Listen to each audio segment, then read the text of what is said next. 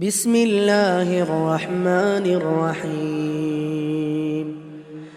Dan di akhirat. Makanya Sufyan Ats-Tsauri mengatakan, "Man arada dunya wal akhirah fa alaihi bi talabil ilm." Barang siapa yang ingin mendapatkan dunia dan akhirat, dia harus menuntut ilmu agama. Harus tuh. Barang siapa yang ingin mendapatkan dunia dan akhirat, fa alaihi bi talabil ilm. Dia harus belajar. Dalam ucapan Sufyan Ats-Tsauri yang lain, inna hadzal hadits izzun, sesungguhnya hadis ini mulia. Hadis ini mulia, hadirin. Faman arada bihi dunya wajadaha. Barang siapa yang ingin mendapatkan dunia dari hadis, dia akan dapatkan dunia.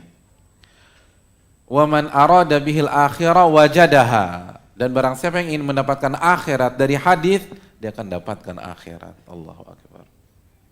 Tapi itu tadi, kalau obsesinya cuma dunia, syirik. Sebagaimana surat Hud ayat 15-16. Dan bukan saat ini kita bahas hal tersebut. Tapi Sufyan ingin mengatakan, terlepas apa hukumnya, dapat tuh. Dapat. Enggak. Jadi keliru orang mengatakan, mau masuk pondok mas, mau makan apa nanti depan. Enggak, ini ucapan para ulama. Dan terbukti. Barang siapa yang ingin mendapatkan dunia dan akhirat, belajar agama. Belajar. Allah akan angkat tuh derajatnya. Angkat derajat di dunia, dan Allah akan angkat derajat di akhirat. Hadirin yang dirahmati oleh Allah Subhanahu wa Ta'ala, Al-Harbi itu pernah menukilkan atau menjelaskan seseorang bernama Muhammad bin Abdurrahman Al-Awqas. Muhammad bin Abdurrahman Al-Awqas. Muhammad bin Abdurrahman Al-Awqas ini itu punya sedikit kelainan di leher. Jadi posturnya nggak proporsional, posturnya ada masalah. Jadi di leher dan di pundak tuh ada masalah. Ibunya memperhatikan nih anak, masih kecil nih. Ibunya berpikir, aduh nih anakku ini rentan nih ya, karena fisiknya nggak sempurna. Maka ibunya kasih wejangan kepada Muhammad bin Abdurrahman ketika dia kecil, ya bunai, wahai anakku, la takunu fi majlisi qaumin illa kuntal madhuk minhu wal maskhur bihi. Wahai anakku, tidaklah kamu berada di sebuah majelis, di sebuah tempat ngumpul, kecuali kamu akan jadi bahan jok dan bahan bulian komunitas tersebut. Ibu udah prediksi nih, kamu dengan fisik kayak begitu, kamu akan jadi pesakitan. Kalau ngumpul, kalau bahasa kita nongkrong sama teman-teman, duduk-duduk di kantin, atau lagi jalan-jalan, kamu akan jadi objek bulian teman-teman kamu. Percaya sama ibu. Karena sekali lagi ibu udah ngejalanin hidup, tahu asam garam kehidupan. Fisik kayak kamu ini akan dijadikan bahan atau objek bulan-bulanan teman-teman kamu. Tapi apa closing dari ibunya? Fa'alaika bitalabil ilm. Nah, dengar kata ibu, kamu harus belajar ilmu agama. Ini satu-satunya penyelamat, kata ibunya. Belajar ilmu agama. Karena ibunya tahu, yarfa'illahu alladhina amanu minkum walladhina utul ilma darajat. Belajar ilmu agama. Fa'innahu yarfa'uka. Karena ilmu agama akan mengangkat derajatmu nanti di tengah-tengah masyarakat. Belajar ilmu agama. Apa yang terjadi, hadirin? Muhammad benar-benar belajar. Jadi nasihat ibunya benar-benar menancap dengan kokoh di dalam dadanya. Fawaliya qada'a Makkata ishrina sanah. Maka dia sukses dan dia menjadi hakim di kota Mekah selama 20 tahun. Allah, dihormati orang, dimuliakan orang-orang berkhidmat kepada beliau. Ini yang fisiknya enggak sempurna. Bahkan dalam riwayat wa kana al-khasmu idza jalasa ilai baina yadayhi yar'ud hatta yaqum.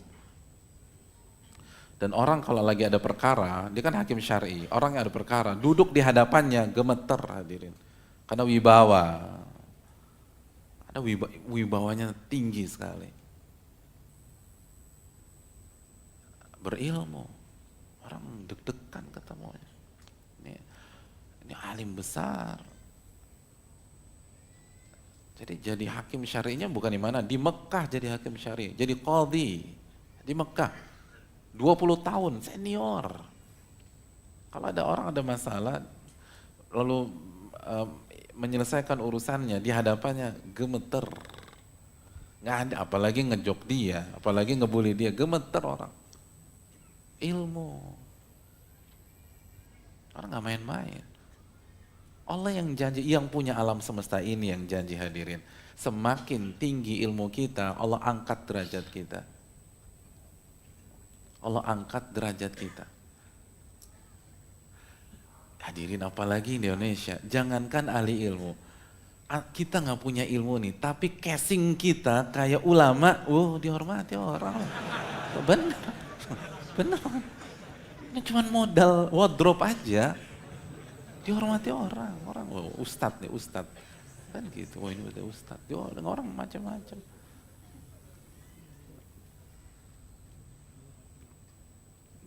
Kita nggak disuruh baca Iqra 3 aja misalnya, itu bisa bahaya. Atau nggak disuruh jadi imam kan? Ya kan? Antum kemana? Ada orang jenggotnya segini, pernah meyakinkan sholat maghrib isya di mall atau ini imam, udah imam silakan gitu. Gitu loh. Nggak, walaupun belum pas mereka nggak peduli mau itu jenggot asli kayak atau mau pakai apa tetap.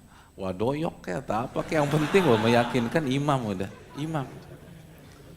Dan kasih tempat imam itu kan dimuliakan.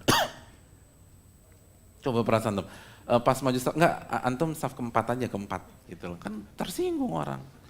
Bayangkan, padahal yang jadi makmum cuma 5 orang gitu loh. Iya kan, enggak antum saf keempat aja. Loh 2-0, 3-0, 4 antum. Kan penghinaan. Ya begitu juga ketika kita ditunjuk jadi imam, padahal kita nggak punya apa-apa, itu berarti memuliakan. Itu bayangkan ya.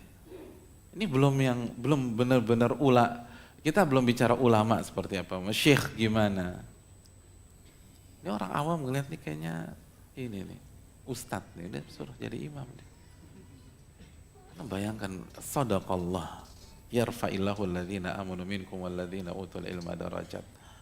Allah akan mengangkat derajat orang-orang beriman dan berilmu di antara kalian beberapa derajat. Makanya ini ingat nasihat dari Muhammad bin Abdurrahman Al-Auqas.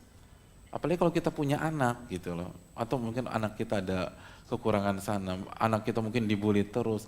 Solusinya nih belajar ilmu agama. Anak kita akan terhormat nanti. Asal benar belajarnya. Belajarnya benar.